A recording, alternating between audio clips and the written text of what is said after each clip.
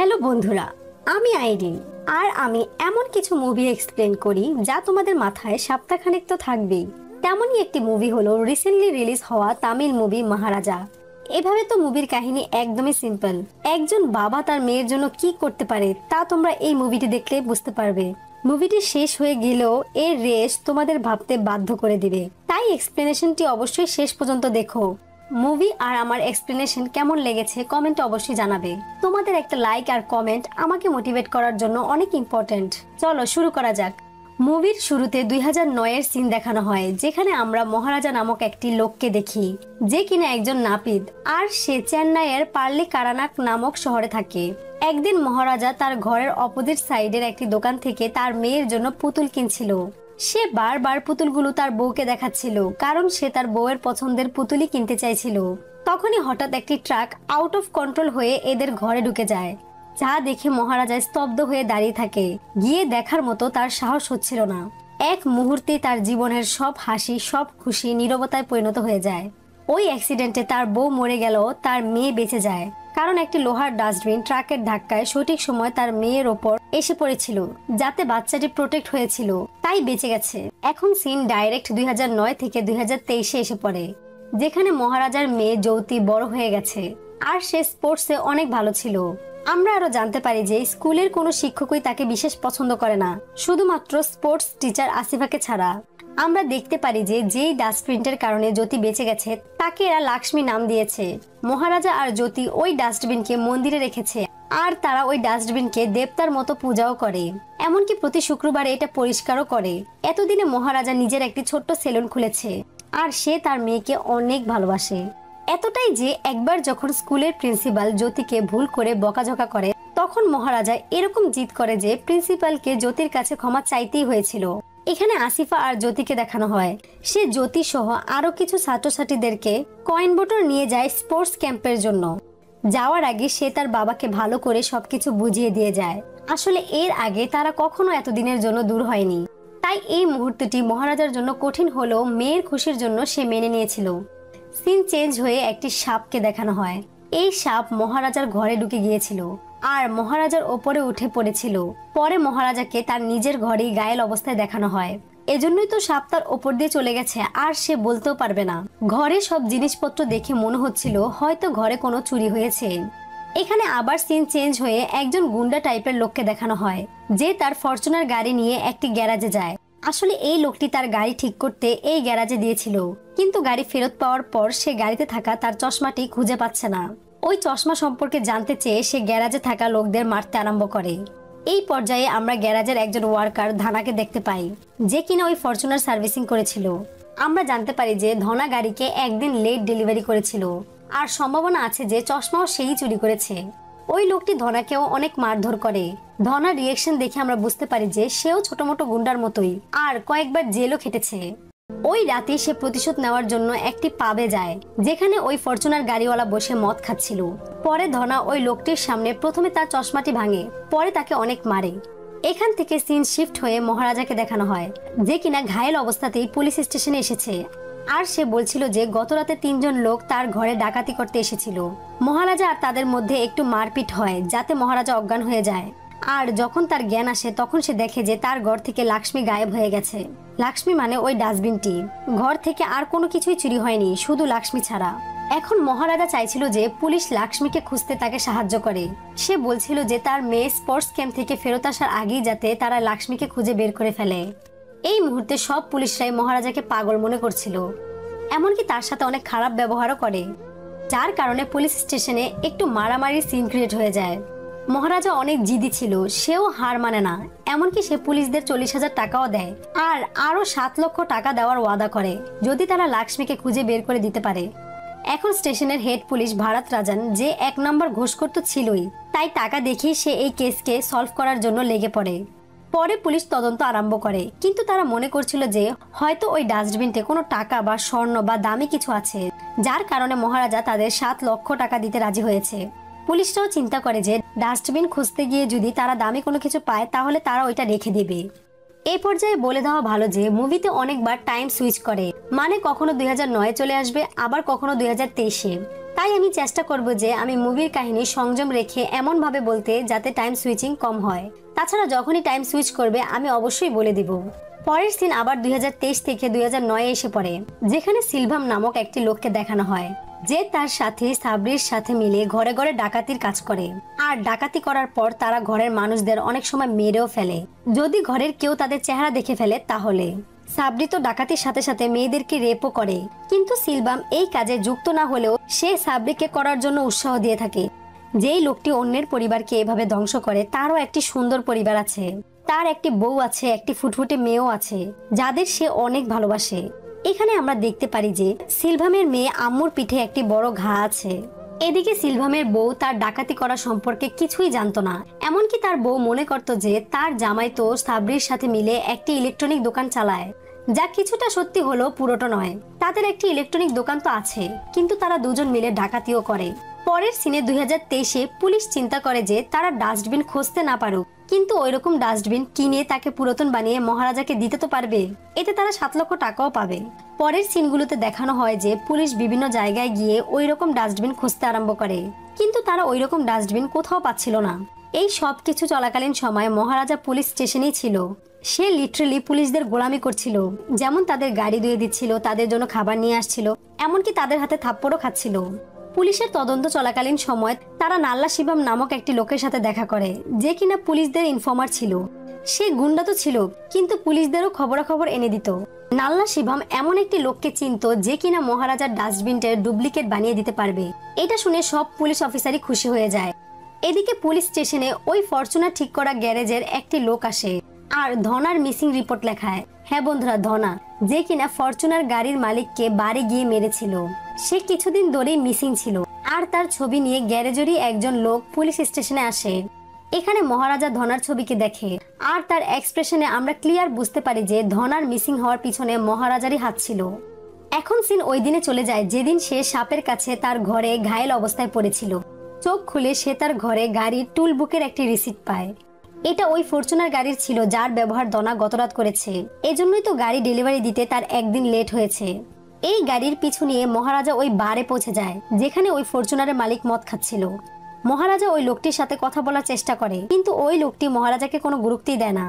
তখনই ওইখানে ধনা এসে পড়ে, যে ওই লোকটিকে অনেক মেরেছিল আর যার সম্পর্কে আমি ভিডিওতে আগেই বলেছিলাম। এখন তোমরা অবশ্যই বুঝতে পারছো যে কিভাবে মহারাজা আর ধনা কানেক্টেড হয়ে গেল। আর এটাও ক্লিয়ার যে যেই 3 জন মহারাজার ঘরে ডাকাতি করতে এসেছিল তাদের মধ্যে একজন ধনাও ছিল। এজন্য মহারাজ ধনার পিছু নেয়, আর ধনাও এটা বুঝতে পারে। তাই সে একটি নীরব ফ্যাক্টরির মতো জায়গায় যায় আর ওইখানে তার কয়েকজন লোকও ডাকে। তারা সবাই মিলে মহারাজাকে মারতে আরম্ভ করে। ধনার কথায় বোঝা যাচ্ছিল যে সে মহারাজাকে খুব ভালো করেই চিনে, আর সে এটাও জানে যে সে একজন নাপিত। পরে এখানে তাদের মধ্যে অনেক মারপিট হয়। এই লড়াইয়ে মহারাজা সবাইকে মেরে ফেলে। শেষে সে ধনাকেও মারে আর তাকে জিজ্ঞেস করে যে তোর সাথে বাকি 2 জন কে ছিল। ধনা অনেক চালাক ছিল, সে বুঝতে পেরেছিল যে সে যদি মিথ্যা বলে তাহলে তাকে মেরে ফেলবে, আর যদি সত্য বলে তাও মেরে ফেলবে। তাই সে শুধু বলে যে ওই 2 জনের মধ্যে একজন পুলিশের জন্য কাজ করে।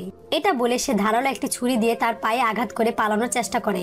তখনই মহারাজা একদম উঠে দাঁড়ায় আর একটি লম্বা ধারালো ছুরি দিয়ে ধনার মাথা তার শরীর থেকে আলাদা করে দেয়। হ্যাঁ বন্ধুরা, মহারাজই ধনাকে মেরেছে। এখন তোমরা অবশ্যই বুঝতে পারছো যে কেন ধনা হঠাৎ করে গায়েব হয়ে গেছে, আর কেনই বা মহারাজা পুলিশ স্টেশনে এসেছে। কারণ বাকি 2 জনের মধ্যে একজন পুলিশের সাথে সংযুক্ত, তাই তাকে খুঁজে বার করতে হলে তাকে পুলিশ স্টেশনের আশেপাশেই থাকতে হবে। একটু লক্ষ্য করে আমরা দেখতে পারি যে মহারাজা সব পুলিশের পিঠে কি জানি চেক করত। এখন আমরা যারা দেখছি তাদের মনে অবশ্যই একটি প্রশ্ন ঘুরপাক খাবে, কেন মহারাজা সামান্য একটি ডাস্টবিন চুরির জন্য এত বড় বড় খুন করছে। পরে দেখানো হয় যে পুলিশটা নাল্লা শিবমের সাহায্যে ওই লোকটির কাছে পৌঁছে যায় যে কিনা হুবাহু ওই ডাস্টবিনটি বানিয়ে দিতে পারবে। পুলিশটা তাদের তদন্তে নতুন নতুন আরো অনেক কিছু জানতে পারে। পরের সিনে জ্যোতিকে দেখানো হয় যে কিনা সব ছাত্রছাত্রী আর আসিফা ম্যাডামের সাথে স্পোর্টস ক্যাম্পে ছিল, কিন্তু এত ভিড়ের মাঝেও সে তার বাবাকে অনেক মিস করছিল। আর কিছু সময়ের মধ্যেই সে বাড়িতে গিয়ে তার বাবাকে দেখতে পারবে। এটা চিন্তা করে সে আবার খুশি হয়ে যায়। এখান থেকে মুভি সিন আবার 2009-এ চলে যায়, যেখানে সিলভামকে দেখানো হয় যে কিনা তার মেয়ের জন্য কিছু স্বর্ণ কিনতে গিয়েছিল, কিন্তু ওইখানে তাদের একটি দামি গোল্ড আর ডায়মন্ডের চেইন পছন্দ হয়। তাই সিলভাম তার মেয়ের জন্য ওইটাই কিনতে চায়। তার বউ তাকে অনেকবার না করলেও সে তার বউয়ের কথা একদমই না শুনে এই লকেট সহ চেইনকেই কিনে নেয়। 2 দিন পর সিলভামের মেয়ে আম্মুর জন্মদিন ছিল। ওই দিনই এই লকেটটি দোকান থেকে এসে নিয়ে যাবে। 2 দিন পর সে ওই লকেটকে রিসিভ করে নিয়ে যাওয়ার সময় রাস্তায় একটি সেলুনের দোকানে যায় দাড়ি ট্রিম করতে। বন্ধুরা, এটা ওই সেলুনের দোকানই ছিল যেখানে মহারাজা 2009-এ কাজ করত।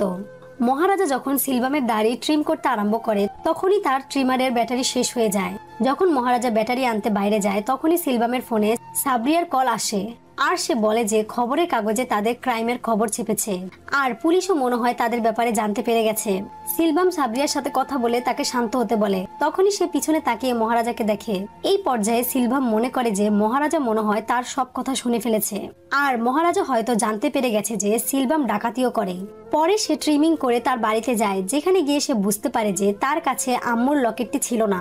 সে ভুলে লকেটটি সেলুনেই রেখে এসেছে। এদিকে মহারাজাও ওই লকেটটি খুঁজে পায়, তাই সে ওই লকেট ফেরত দেওয়ার জন্য সিলভামের বাড়ির দিকে যায়। পুলিশও ওই সময় সিলভামের বাড়িতে আসে আর তার ক্রাইমের জন্য তাকে অ্যারেস্ট করে ফেলে। সিলভাম পুলিশের সাথে মহারাজাকে ওইখানে দেখে, তাই সে মনে করে যে মহারাজাই পুলিশকে তার বাড়িতে নিয়ে এসেছে। কিন্তু আমরা তো জানি এটা একদমই সত্য না। মহারাজা তো তার লকেটকে ফেরত দিতে এসেছিল। এখানে আরো অনেক কিছুই হয়, যেমন সাবরির পুলিশের উপর গুলি করে দেয় আর ক্রস ফায়ারিং এ সাবরিরই মৃত্যু হয়ে যায়। পুলিশ ওইখানে থাকা সবাইকে বলে দেয় যে সিলভাম আর সাবরি মিলে ডাকাতি করে আর ওই ঘরে থাকা মহিলাদের রেপও করে।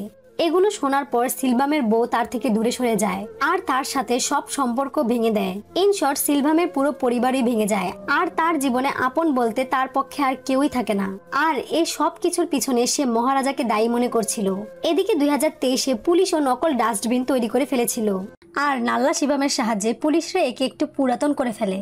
পরে তারা এতে ডেন্ট আর বালু দিয়ে দেয় যাতে ডাস্টবিনটিকে মহারাজার ডাস্টবিনটার মতোই দেখা যায়। পুলিশ এখন এই ডাস্টবিন চুরি করার আরোপ নেওয়ার মতো চোর খুঁজছিল।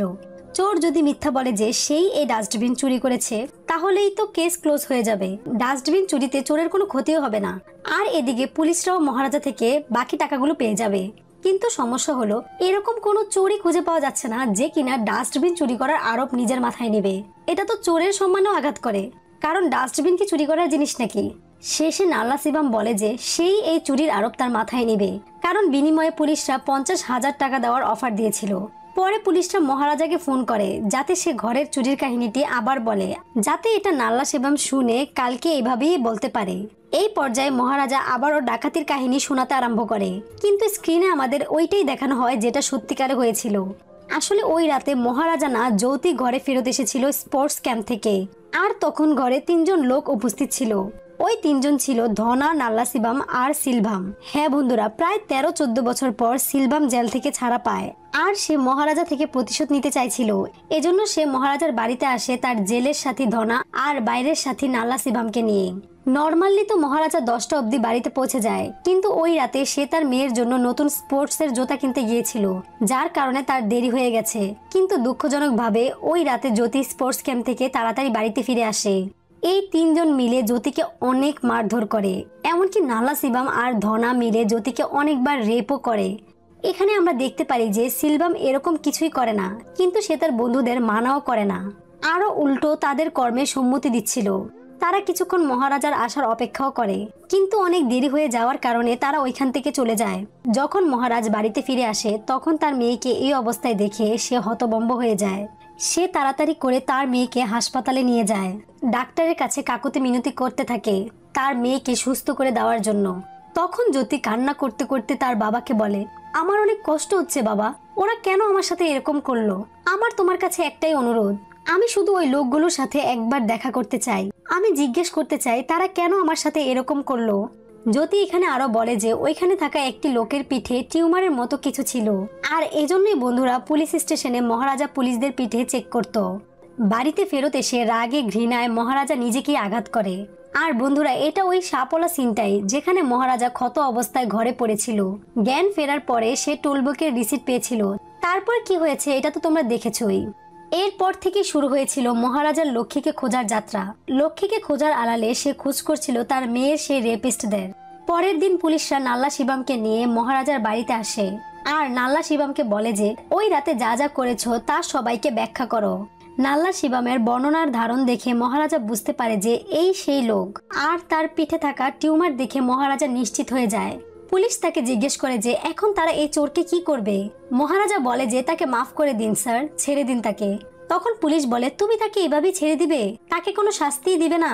এভাবে তো কোনো অপরাধীকে ছাড়া যাবে না। মহারাজা বারবার ওই পুলিশকে বলতে থাকে যে না না, তাকে ছেড়ে দিন, তাকে ক্ষমা করে দিন। পরে পুলিশ বলে যে তুমি কিভাবে তাকে ক্ষমা করতে পারো, তোমার ঘরের লক্ষ্মীকে সে চুরি করেছে। তারপর মহারাজা বলে যে ক্ষমা করে দিন স্যার। তখন পুলিশ চিৎকার করে বলে যে যদি এ তোমার মেয়েকে ধর্ষণ করত তাহলেও কি তুমি ছেড়ে দিতে পারতে? পুলিশের মুখে এই কথা শুনে মহারাজা চমকে যায়। সে বুঝতে পারছিল না কেন হঠাৎ সে কথা বলছে। আসলে তদন্তে তারা ওই হাসপাতালেও পৌঁছে গিয়েছিল যেখানে মহারাজা তার মেয়েকে ভর্তি করিয়েছে। ওইখানে গিয়ে তারা সব ঘটনাই জানতে পারে। এরপর তারা মহারাজাকে না জানিয়েই তাদের খোঁজ আরম্ভ করে দেয়। খুঁজতে আরম্ভ করে ওই মানুষরূপী জানোয়ারদের। তারা জানতে পারে যে এই ঘটনায় নাল্লা শিবাম, ধনা আর সিলভাম জড়িত।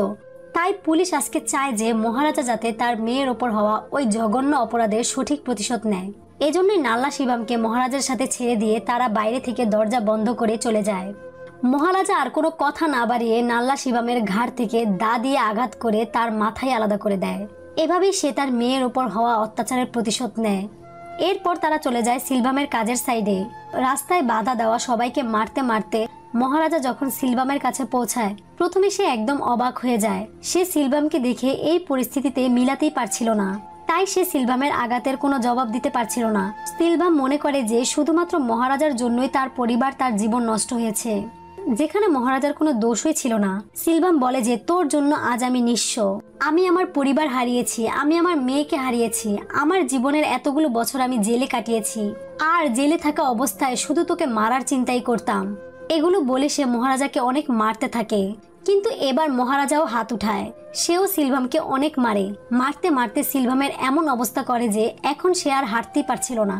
তখন সিলভাম হাসতে হাসতে বলে যে আমি যে আঘাত তোকে দিয়েছি সারা জীবনও ওই ঘা শুকাতে পারবে না, ওই ঘায়ের ব্যথা তোকে ভিতর থেকেই খাবে। মেয়ের মুখ দেখলেই তোর মনে পড়বে যে তার সাথে আমরা কি করেছিলাম। তখনই আসিফা ম্যাম জ্যোতিকে নিয়ে ওইখানে আসে। মহারাজা বারবার নিষেধ করলেও জ্যোতি শুধু একবার সিলভামের সাথে কথা বলতে চাইছিল। জ্যোতি এসে সিলভামের সামনে বসে। সে সিলভামকে দেখে হাসে আর বলে যে কেন করলে তোমরা আমার সাথে এমন? তোমরা কি মনে করেছিলে আমার জীবন নষ্ট করে দিয়েছো? আমি আমার জীবন শেষ করে দিব? তাহলে তোমাদের ধারণা একদমই ভুল। আমি কখনোই তোমাদের কাছে হেরে যাব না। আমি অবশ্যই একদিন সুস্থ হব। তোমার যদি আমার মতো কোনো মেয়ে থাকে তাহলে তাকে জিজ্ঞেস করে দেখো, তোমার মতো কত লোকদের সম্মুখীন রোজ হতে হয় আমাদের। এরপর জ্যোতি একটি গয়নার ব্যাগ সিলভামের দিকে ছুঁড়ে ফেলে আর বলে যে এটার জন্যই এসেছিলে না? এরপর মহারাজা জ্যোতিকে নিয়ে ওইখান থেকে বেরিয়ে পড়ে। তখনই সিলভামের নজর পড়ে ব্যাগে থাকা ওই লকেটটির ওপর, যেটা সে নিজের মেয়ে আম্মুর জন্য কিনেছিল। আর সে লক্ষ্য করে জ্যোতির কাঁধে থাকা ওই দাগকে, যেখানে ছোটবেলা তার মেয়ে আঘাত পেয়েছিল। আসলে সিলভামের অ্যারেস্ট হওয়ার পর মহারাজ ওই লকেট ফেরত দেওয়ার জন্য 2 বার তাদের পুরনো বাড়িতে গিয়েছিল, কিন্তু মহারাজা ওইখানে কাউকেই পায়নি। শেষে সে এখানে ঠিকানা পেয়ে এখানে আসে ওই লকেটটি ফেরত দেওয়ার জন্য। কিন্তু সিলভামের বউ ওই লকেটটি নিতে চায় না, কারণ এটা অসৎ পথের টাকা দিয়ে কিনা ছিল। এটার পিছনে কত পরিবারের রক্ত জড়িয়েছে সিলভাম, তাই সে এই লকেট তাদের কাছ থেকে নিতে পারবে না। তখন মহারাজার স্ত্রী রাস্তার ওই পারে থাকা দোকান থেকে সিলভামের মেয়ের জন্য একটি পুতুল নিয়ে আসতে বলে। আর ওই সময় ঘটে যায় ওই দুর্ঘটনা।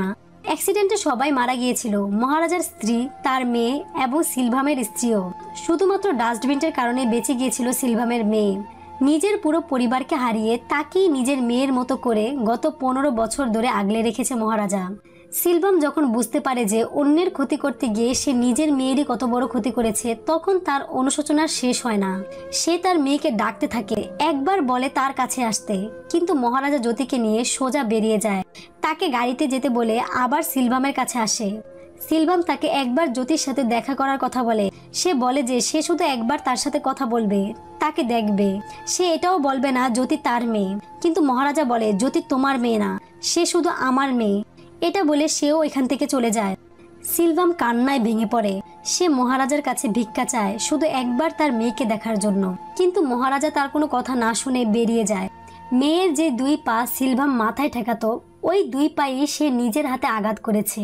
যেই মেয়েকে রানী করে রাখার স্বপ্ন দেখেছে, সেই মেয়েকে সে নিজেরই বন্ধুদের দিয়ে রেপ করিয়েছে। আজ সে তার সকল কুকর্মের ফল পেয়েছে। সে এরকম কত মা মেয়ের জীবন নষ্ট করেছে, আর আজ তার মেয়ের সাথেও এটাই হয়েছে। আজ সে অনেক মিনতির পরও তার মেয়েকে একটু দেখতে পারেনি। সে আকাশের দিকে তাকিয়ে চিৎকার করে কান্না করতে থাকে। কষ্টে তার বুক ফেটে যাচ্ছিল। সে নিজেকেই ক্ষমা করতে পারছে না। নিজের প্রতি এত ঘৃণা নিয়ে সে বাঁচতে পারবে না, তাই সে নিজেই ওপর থেকে ঝাঁপ দিয়ে আত্মহত্যা করে। তার মাথার পাশে এসে পড়ে মেয়ের জন্য কিনা ওই লকেটটি, আর তার রক্তে রঙিন হয়ে যায় তার মেয়ের পায়ের ছাপ। এখানেই মুভিটি শেষ হয়ে যায়। মুভিটি দেখার পর তোমাদের স্বাভাবিক হতে কিছুটা সময় তো লাগবেই। বাকি মুভিটি কেমন লেগেছে কমেন্টে অবশ্যই জানাবে। আল্লাহ হাফেজ।